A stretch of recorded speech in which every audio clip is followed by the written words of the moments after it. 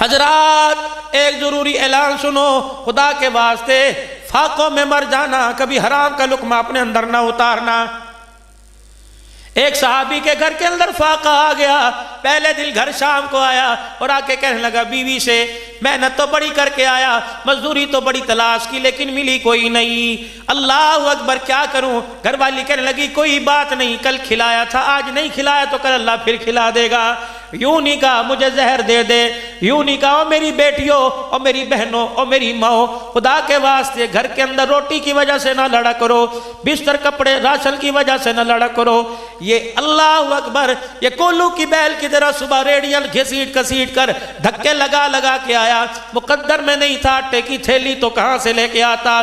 میاں بیوی تو ایک گاڑی کے دو پہیے ہوتے ہیں، اگر خالی ہاتھ آتا تو حوصلہ دے کے اس کا کلیجہ اتنا بڑا کرتی سارے دل کی تھکان یہ بھول جاتا، لیکن کیا کروں؟ قدم قدم پہ ڈپریشن کے انجیکشن لگائے، روٹی کھاتے ہوئے تانے دیے، پانی پیتے ہوئے تانے دیے، کروٹیں بدلتے ہوئے تانے دیے، یہ اتنا ڈپریشن اپنے دماغ کے اوپر لے گیا، لوگوں نے کہا ہارٹ اٹیک ہو گیا، لوگوں نے کہا بلڈ پریشر ہو گیا، لوگوں نے کہا شوگر لو ہو گئی۔ رب کعبہ کی قسم ساری رات جو روٹی پکاتے ہوئے روٹی کھلاتے ہوئے بستر پہ لٹاتے ہوئے بیوی بد کلامی کرتی رہی، اس کا دماغ پر اتنا اثر ہوا، موٹر سائیکل چلاتے ہوئے آنکھوں کے اندھیرا آ گیا، گاڑی دماغ گاڑی درخت کو جا لگی، دنیا سے چلا گیا، اب روتی ہے مجھے کس کے سارے چھوڑ کے چلا گیا۔ وہ وقت بھول جب تانے دے دے کے اسے گھر سے نکالا تھا، کیا کرتا؟ اتنی پریشانی میں اپنی زندگی سے ہاتھ دھو کے چلا گیا۔ لے لے اب قالینوں کا کیا کرے گی؟ لے لے اب قالینوں کا کیا کرے گی؟ اب بلب کا کیا کرے گی؟ اب رقبے کا کیا کرے گی؟ اب سونے کی چوڑیوں کا کیا کرے گی؟ میری ماں میری بیٹیوں اعلان سنو، تمہیں چھوٹی بات بڑا منہ چھوٹا منہ بڑی بات کر کے جاؤں گا، عقل والی بات کر کے جاؤں گا۔ جب بھی شوہر گھر آوے اس کے چہرے کو دیکھ کے مزاج کے مطابق بات کیا کرو، تھوڑا سا مسکرا دیا کرو تو تھوڑا سا مسکرائے گی، تجھے کیا پتا تیرے مسکرانے پہ تجھے دیکھ کے اللہ مسکرانے لگ جائے گا۔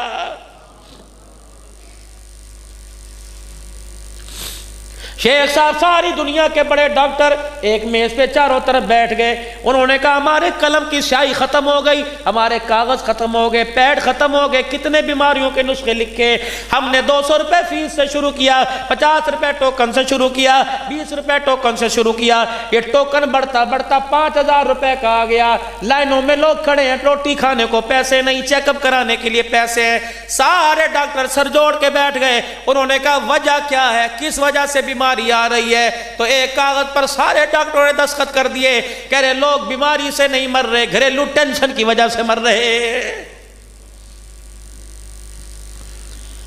اولاد کی جوانی بکھرنے کا دکھ، بیوی کی آوارہ زبان ہونے کا دکھ، بیٹیوں کے سر سے دوپٹہ اترنے کا دکھ، بیوی کے بد کلام ہونے کا دکھ۔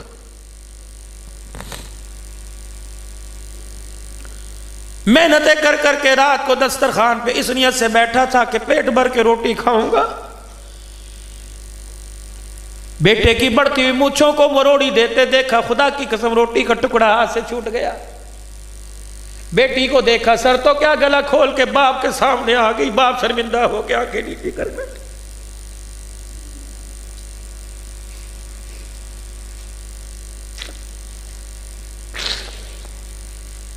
حضرات ایک ضروری اعلان سنو، کہاں چلی گئی وہ مائیں جو رات کو رضائی اٹھا اٹھا کر سر پہ ہاتھ پھیر کے دعائیں دیا کرتی تھی؟ کہاں چلے گئے وہ گھر کے دسترخوان کے اماں ایک روٹی کے 4 ٹکڑے کر کے سب کو دیا کرتی تھی، اور بچے کو روٹی کھاتا دیکھ کے کہا کرتی تھی ماشاءاللہ دودھو نہا پوتو پلو، کہا کرتی تھی میں واری جاؤں کسی کی نظر نہ لگے۔ ماں کی ایک ایک دعا کا ایمان پر ہمارے سینے پر اثر ہوا کرتا تھا۔ روٹی کھانے والی کبھی رابعہ بصریہ بنا کرتی تھی، روٹی کھانے والا کبھی عبد القادر جیلانی بنا کرتا تھا۔ Subscribe now and press the bell icon. Never miss an update.